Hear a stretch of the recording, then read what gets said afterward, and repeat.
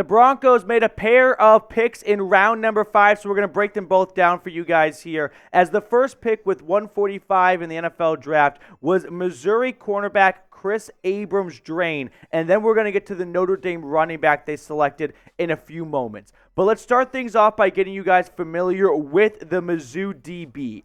5'11", 179 pounds, so not necessarily the greatest size for a cornerback, and I think that can be a reason as to why he fell to day 3 of the draft with not an elite wingspan. But what he makes up for with his lack of size is production. Last year for the Tigers, 50 tackles, 4 interceptions, and 16 pass breakups. And he also has some great speed to his game. He ran a 4.44 40-yard dash. So we're looking at a guy that maybe could play on the inside a little bit, because I don't think he's going to hold his own very well against some big receivers on the outside. But if they want to get a rotation going on the inside, and if Jaquan McMillan were to pop up with an injury, I think you've got an immediate backup slot corner.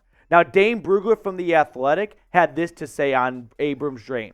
Abrams-Draine will fall below the size strength thresholds for several NFL teams, but he is a light-footed athlete who competes his tail off and anticipates well to position himself for ball production. Cornerback was a need for the Broncos. I'm not quite sure internally what their confidence level is in Riley Moss, the Iowa cornerback they traded up for last year, who saw very little playing time this past season.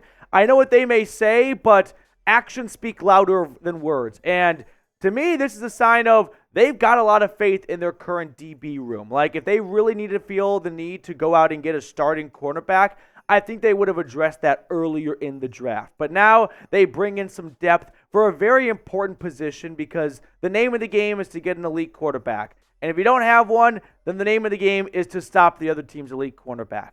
And there's great ways to do that. Getting good pass rushers and getting good corners. So how would you grade the Kris Abrams-Draine pick from Mizzou?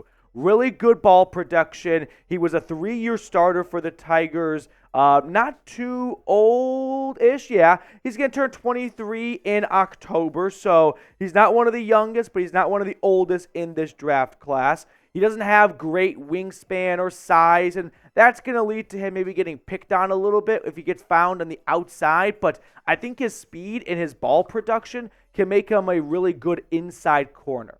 Now, make sure to subscribe, by the way, to get the absolute best NFL draft coverage for all 3 days, as we are in the midst of day 3. So go ahead and hit that sub button down below. The more subs we get, the more studio space I can get, and that means maybe next year I can be live for all 7 rounds of the NFL draft. Now, next up, I want to talk about the second selection that Denver made in round 5. Remember, the Broncos had 3 fifth-rounders. They traded their first to move up to get Troy Franklin, which I wonder who predicted something like that in their mock draft. And then they used their next 2 picks to go defense and offense. So we're going to tell you everything there is to know about Audric Estime. But first, I do want to fill you guys in on our wonderful sponsor today, which is Game Time. If you want to go to a playoff Nuggets game, a playoff Avs game, a Rockies game, or any other local sporting event, get started with Game Time today. The Rapids are not good this year, I'm pretty sure. So, yeah, would not recommend, but then again, I've never recommended an MLS game. Download the Game Time app today, and, well, I just killed MLS being a sponsor for us ever again. And use code CHATSPORTS for $20 off your first purchase. Don't worry, I've already put all that information in the comments and description of today's video, but it is the best place to get tickets at the last moment. So if you're not someone that does a very good job of planning well in advance, Game Time's your new best friend. So once again, download the app and use code CHATSPORTS, C-H-A-T Sports, for $20 off your first purchase. Terms apply. But check out Game Time today. It's the best place for last-minute tickets at the lowest price guaranteed. Now let's talk about the Notre Dame running back, Audric Estime. I'm not over the moon about this pick, but I think in the right role, this can be a fine selection for Denver. 5'11", 222 pounds, so he's a bit of a thickier running back, but this is why I'm not in love with it. He had a bad day in Indianapolis back in February. Ran a 7-1 40-yard dash. Now, at his pro day, he was able to shave a whole tenth of a second off, ran a 4.61. Maybe that's a little bit of some hometown stopwatch going on right there. It's a big jump. But last year for the Fighting Irish, a lot of production. He got a lot of touches, though. 210 carries, 1,300 yards, average 6.4 yards a pop, but 18 touchdowns. That's the number I want you to think about here. Because if you think about Denver's ground game last year, what was it missing? Bueller? Production in the red zone. They had to throw it to Courtland Sutton at the goal line because they didn't even trust their running backs in the offensive line to get a big enough push to go forward a yard or two. So I think the Broncos in this spot are going, we like Javonte Williams, but he hasn't shown us what we were hoping to see out of him for being a second-round pick, and I think that's primarily due to this major knee injury he suffered in year 2. Highlight reel Jaleel is not a goal line back, and Samaje Perine is on the last year of his contract and is a bit of a Band-Aid RB3 at this point. So I think Estime comes in with one job, get the rock at the goal line. He is going to be an absolute vulture when it comes to fantasy running backs. Here's what Dane Brugler had to say on Estime. Estime has the build and run power of a downhill grinder, but the vision and cut acceleration of a smaller back, giving him RB1 potential for an NFL team. His body type, run talent, and promise on passing downs are reminiscent of former Seattle Seahawks running back Chris Carson. Now, you can see that Dane Brugler had a top 100 grade on him, had him going rounds 3 through 4. Ultimately, Denver finds him in round 5 at pick 147.